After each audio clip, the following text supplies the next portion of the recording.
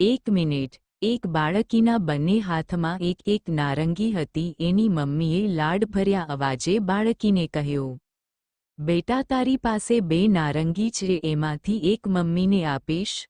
પેલી બાળકી એની મમ્મીના ચહેરા પર ક્ષણભર તાકી રહી અને પછી ફટાફટ એક નારંગીમાંથી થોડું ખાઈ લીધું અને પછી બીજી નારંગીમાંથી પણ થોડું ખાઈ લીધું. આ જોઈને એની મમ્મીના ચહેરા પરથી સ્મિત ગાયબ થઈ ગયું. એને વિશ્વાસ નહોતો બેસતો કે એની લાડકી દીકરી એની સાથે આવું વર્તન કરે. એ ગુસ્સે થવાની અણી પર હતી ત્યાં જ પેલી બાળકીએ પોતે ખાધેલા પૈકી એક નારંગી એની મમ્મીને આપતા કહ્યું, મમ્મી લે આ નારંગી ખા, આ નારંગી વધારે મીઠી છે.